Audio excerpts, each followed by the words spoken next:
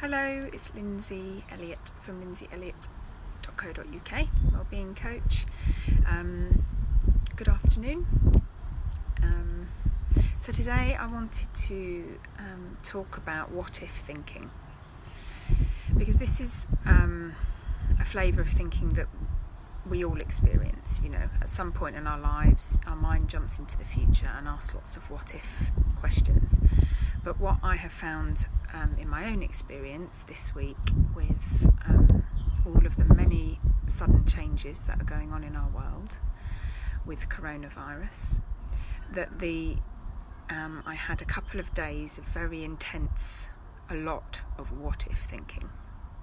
So I know that minds generally, not generally, all minds work in the same way. And probably also a lot of you might have been experiencing an increase in the degree to which your mind is going to what if thinking. Because, minds, when there is a perceived threat, when there's a lot of change, when there is a lot of insecurity in the physical world, it's where a mind will go. A mind will go to the what ifs. It will jump into the future to try to scrabble around to feel safe. So I'm sure that, like me, you may well have also had a lot more what if thinking. What if we can't get food delivered? What if I get ill? What if my parents get ill? What if one of my children gets ill? What about if we all get ill together? What's going to happen? What about if we need a hospital and they're full? What if the children don't go back to school? How am I going to cope? What if I lose my job? What if we can't pay our mortgage? What about if there's a recession for years? What if this is what life is going to be like forever and ever? All of this has been going around my mind at times, and I know it will have been going around your mind.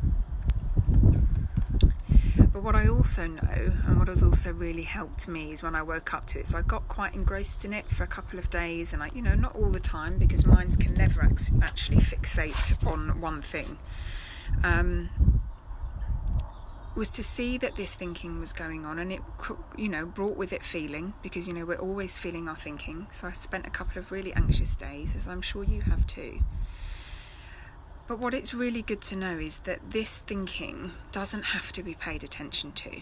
In fact, you can ignore this thinking.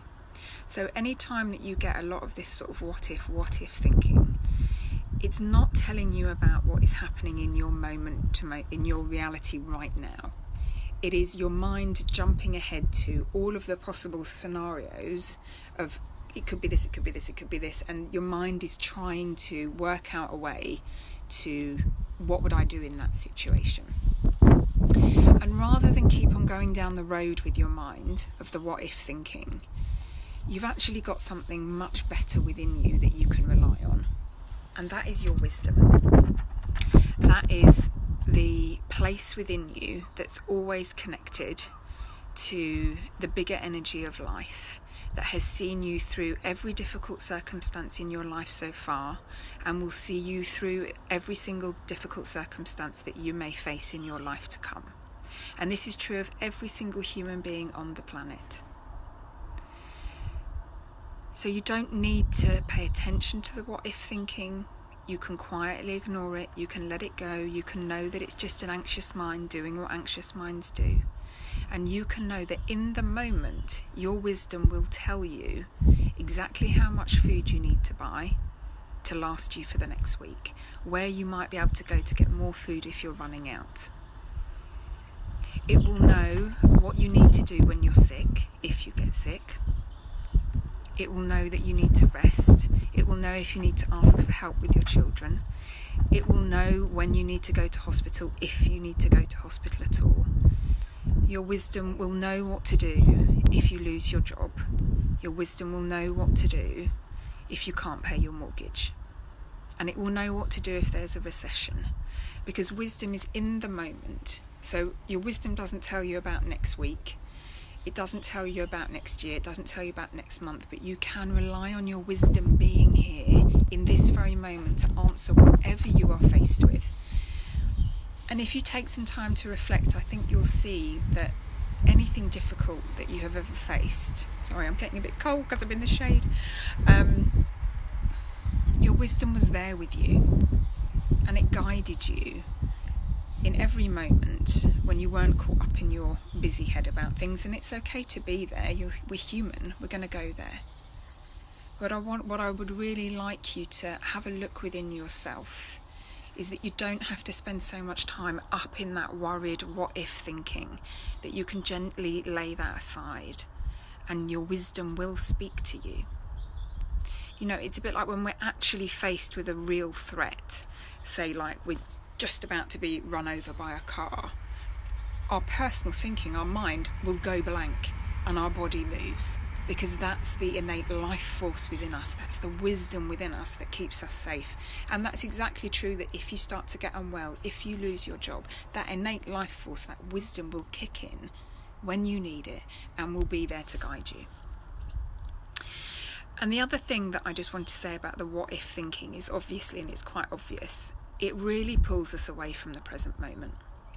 Now, I have a lot of my clients, a lot of my friends, a lot of people I speak to who in ordinary, pre-coronavirus life, and even in coronavirus life, say that they would love to be more present. They would particularly love to be more present with their children, with the people that they love, with friends. They would just love to be more present. They'd like to be less up in their head and more present. It's a common experience for people that they know somewhere inside of them that being more present in their lives is a better place to be. And what I see at the moment is that what a gift this situation is of being able to slow down and to be present, to be more present.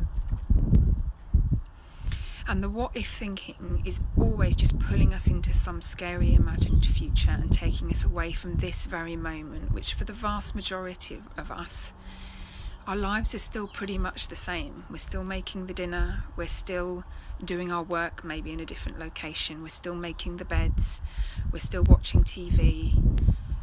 Our children are still here to be loved and cherished and played with and, to interact with.